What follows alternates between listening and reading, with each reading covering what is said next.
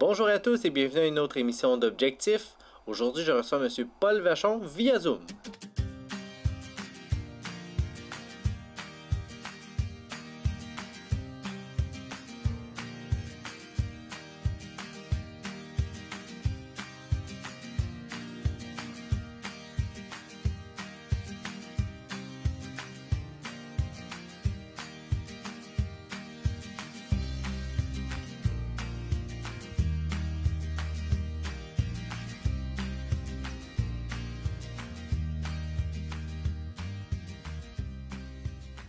Bonjour, M. Vachon. Bonjour Jean-Philippe. Ça va bien? Ça va, oui, ça va bien, merci. Ben, merci de venir nous rencontrer en version 2020-21 par Zoom, mais merci de prendre le temps. Ça fait plaisir. Donc, on va faire une tournée des dossiers de la MRC. Donc, en tant que préfet, là, un tour d'horizon là, des dossiers prioritaires. Parfait. Principalement, on va parler évidemment de la gestion de cette crise-là, qui va avoir un effet sans précédent sur l'ensemble de nous tous. Ça a changé nos priorités, là, cette COVID-là. Là. Moi, je te dirais que on est passé du stade où on était occupé à développer la région au stade où on est préoccupé de la région. Pas de son développement économique, mais de nos priorités puis de notre façon de faire. Je vais m'expliquer. La, la COVID nous a frappés. On ne l'a pas vu venir. C'est venu tranquillement au mois de mars l'an dernier. Ça fait déjà plus d'un an. Puis, on a vu tranquillement là, la situation se dégrader. Et on s'est rendu compte des vulnérabilités que nous avions. Là, je parle au niveau du Québec. Par exemple, la vulnérabilité alimentaire, la vulnérabilité pharmaceutique. On n'a plus de compagnies pharmaceutiques qui nous fabriquent des vaccins. Ils sont à l'extérieur. Donc, on dépend de l'étranger. Et en période de crise comme celle-là, d'une pandémie, ben là, c'est ta population qui en dépend et des gens meurent. On a vu également notre fragilité absolument désastreuse au niveau des personnes âgées, notamment au niveau des CHSLD. Alors, je pense que ce qu'il faut faire, c'est vraiment avoir une introspection. Est-ce qu'on peut, comme région, par exemple, penser à notre développement si on n'a pas de sécurité alimentaire, si on n'a pas d'approvisionnement au niveau pharmaceutique, puis si on laisse euh, presque à l'abandon nos CHSLD? Donc, ça n'a vraiment pas de bon sens. Il faut s'en préoccuper. Et ça, au niveau local, on est capable d'agir là-dessus. Parce que les CHSLD, c'est une centralisation à outrance qui a été faite, ce qu'on a appelé dans le passé la réforme Barrette. Je pense qu'il faut y réfléchir beaucoup. Et à mon avis, il faut probablement revenir en arrière et faire les choses autrement.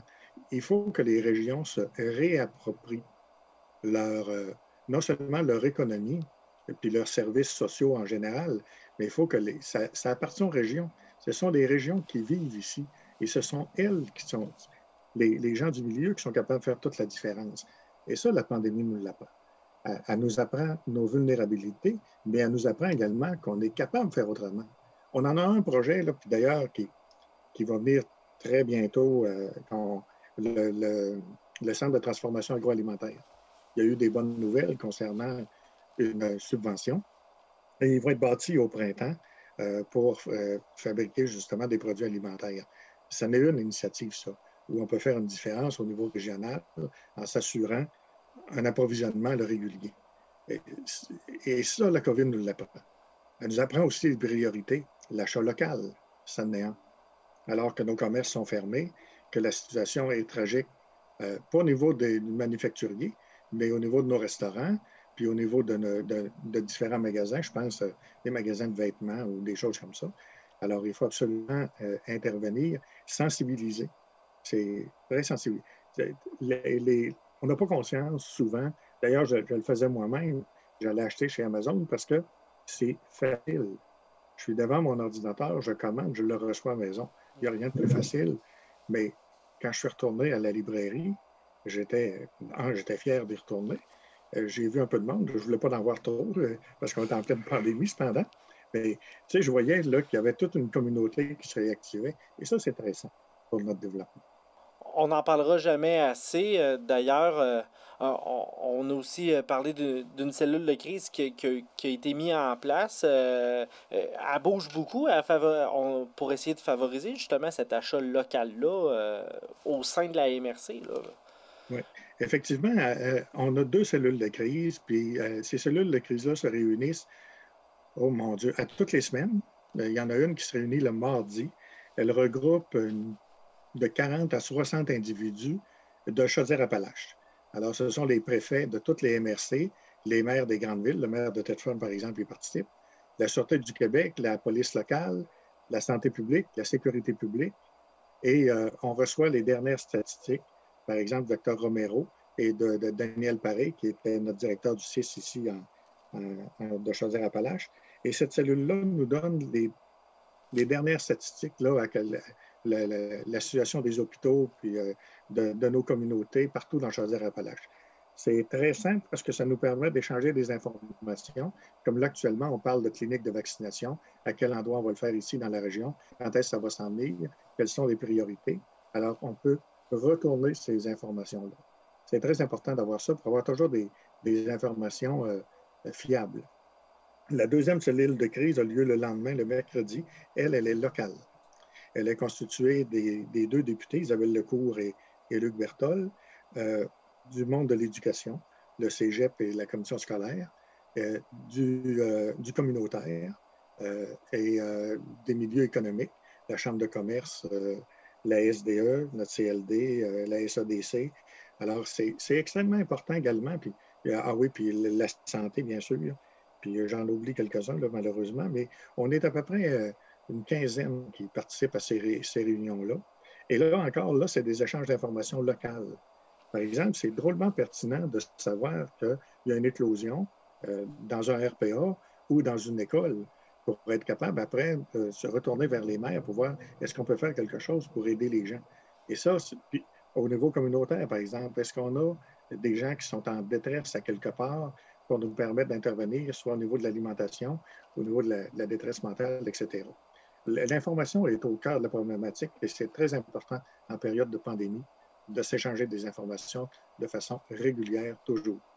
Oui, parce qu'on parle souvent de gens qui ont de la difficulté on parlait de détresse psychologique, de voir qu'est-ce que la pandémie peut apporter. Puis en même temps, d'un autre part, on n'a jamais été aussi ça a été jamais été si difficile de donner des services là, pour ces organisations-là. Donc, c'est une chance qu'on est capable d'avoir des lieux d'information comme ça pour justement promouvoir ces organisations-là puis de voir un peu les solutions qu'on peut apporter, là. Absolument. Puis on comprend aussi la fatigue des gens dans une période de pandémie. Et puis même si on dit aux gens que les générations qui nous ont précédés ont eu des problèmes encore plus graves, plus lourds que les nôtres, tu sais, on pense aux guerres mondiales, on pense à la pandémie de 1918 puis tout ça, ça ne nous console pas, là. On ne va toujours pas au resto, on ne voit toujours pas nos petits-enfants dans le cas de ceux qui en ont puis tout ça. Alors, il y a une problématique à ce niveau-là, mais il n'y a pas de remède miracle. Le seul moyen de sortir d'une pandémie à l'heure actuelle, c'est de limiter nos contacts. Et la meilleure preuve, c'est qu'on est en télétravail plutôt que d'être en studio, malheureusement. Mais c'est le seul moyen d'être capable de le faire. En tout cas, c'est un moyen efficace qui empêche la transmission du plus grand nombre. Et il faut agir en ce sens-là, tant et aussi longtemps qu'on ne sera pas tous vaccinés. C'est un devoir de tous. On ne le fait pas juste pour soi-même. On le fait pour les autres qui nous entourent aussi. Et la COVID ne fait pas de distinction entre les riches et les pauvres, puis entre les gens. Elle frappe, tout simplement. Alors, on l'a vu malheureusement dans le temps des fêtes, qu'il y a eu une recrudescence après cette période-là. On est passé de 1000 cas, autour de 1000 cas, à presque 3000 à un moment donné. Et quand tu comptes le nombre de jours, ben, ça correspond exactement à la période des fêtes où des gens.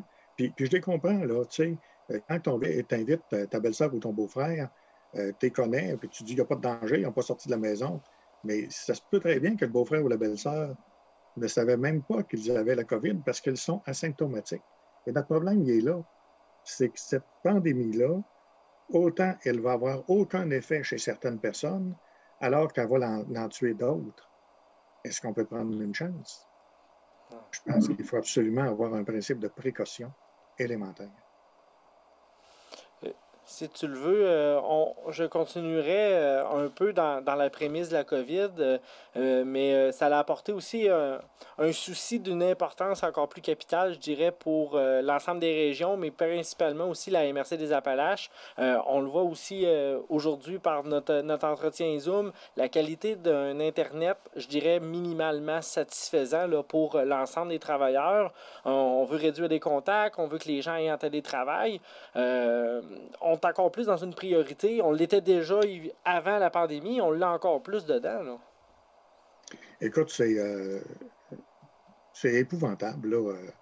Euh, on a rencontré les responsables. Nous, notre MRC, moi, je sais que c'est une chance. Là. On a la chance d'avoir 3 députés qui représentent la MRC. Samuel Poulain pour Sainte-Clotilde-de-Beauce, François Jacques pour une partie du secteur sud, Isabelle Lecourt pour la majorité. Et tous les trois, ces 3 députés de la CAQ, et tous les 3, ils travaillent très fort pour amener Internet haute vitesse, c'est-à-dire la fibre optique. Et on se bute toujours au même problème.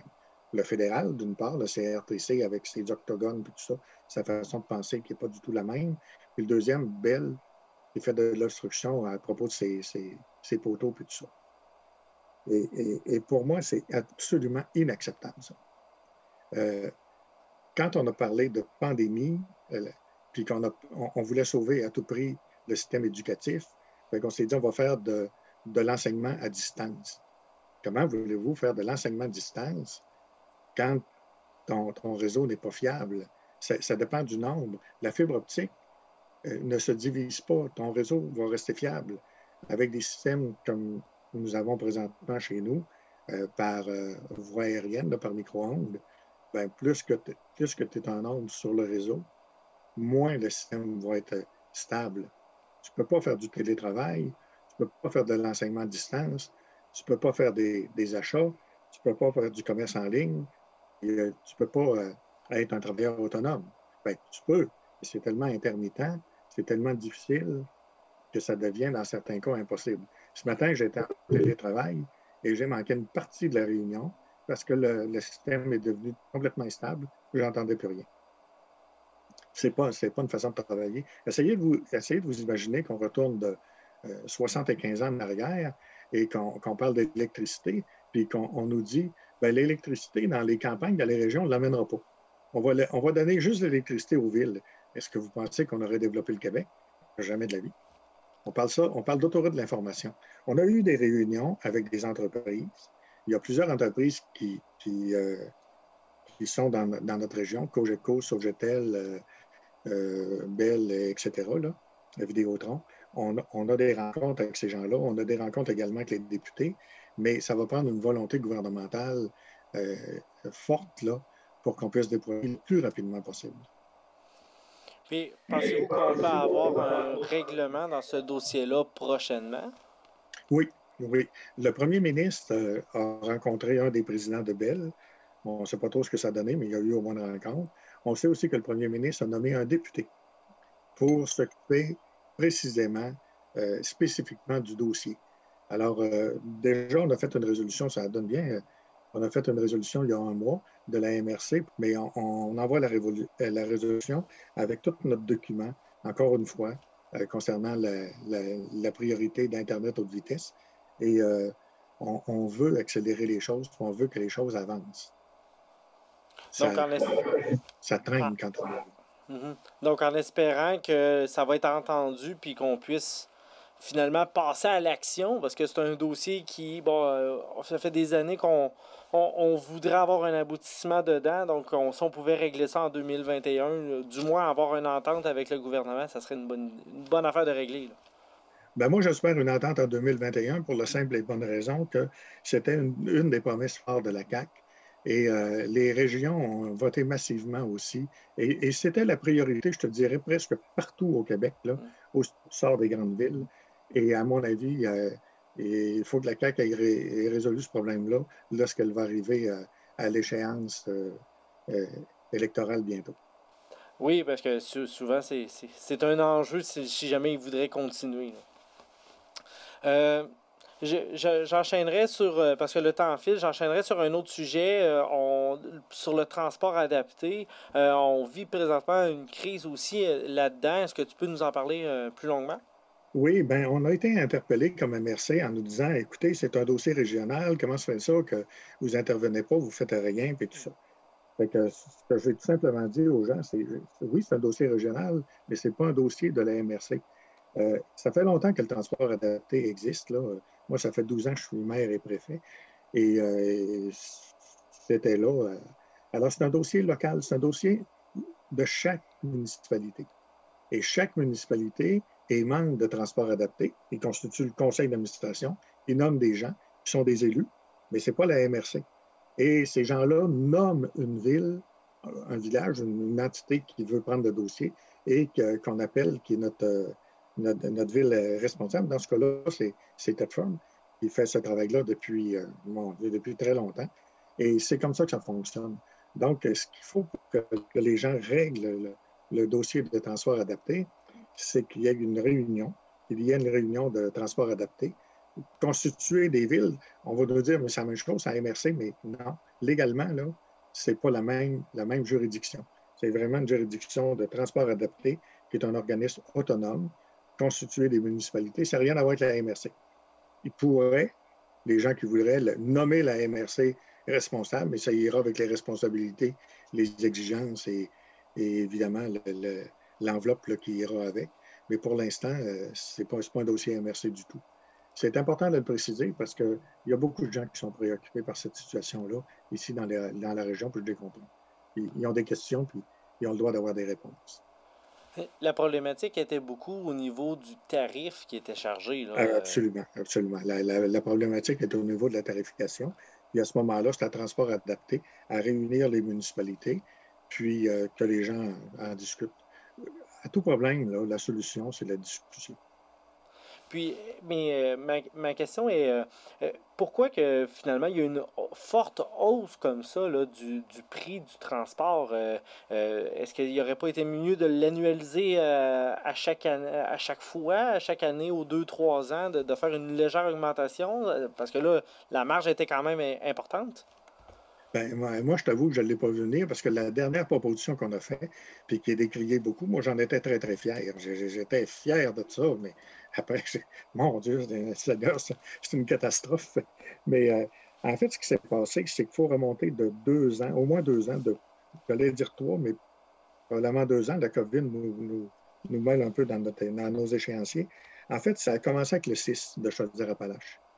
Ce que le 6 a fait, c'est qu'il est allé en appel d'offres pour le transport des gens, le transport adapté notamment.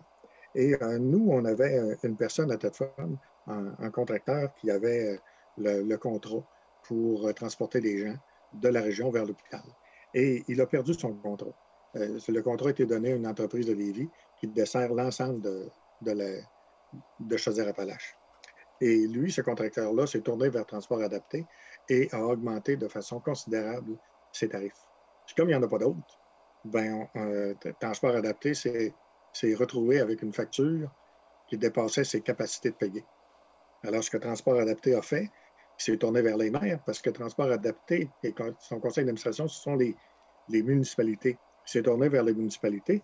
Quelques jours avant décembre, je pense que c'est 2019 ou 18, probablement 18, quelques jours avant, pour dire, ben, écoutez, je double votre tarification.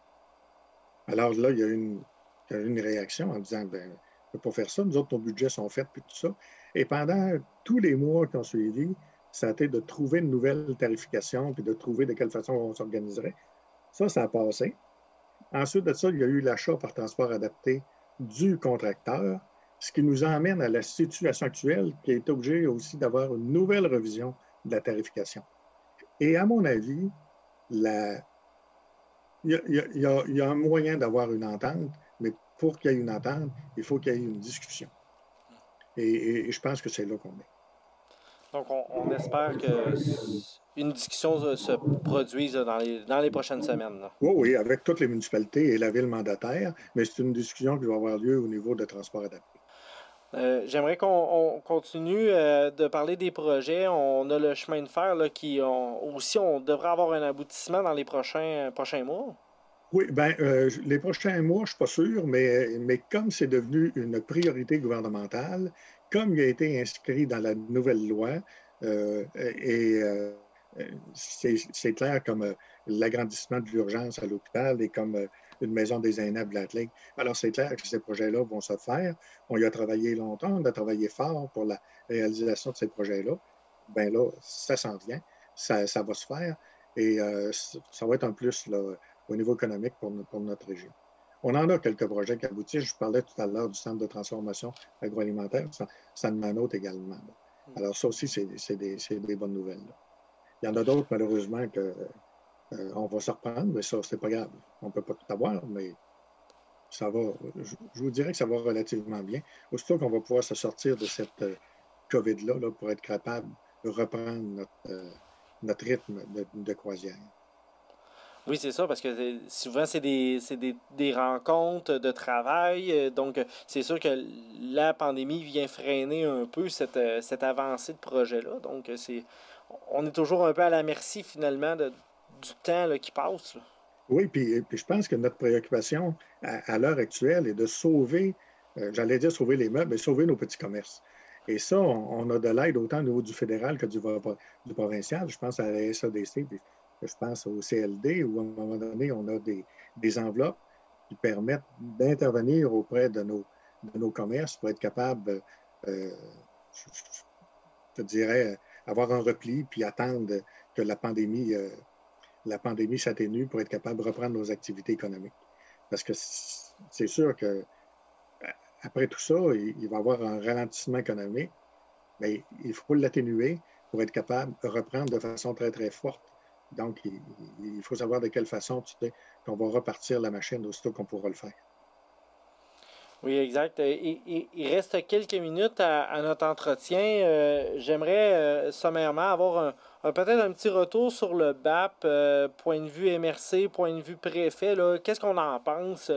Puis c'est quoi les actions à poser là, dans les prochaines semaines, prochains mois? Là? Bien, on n'a pas entendu parler beaucoup du BAP.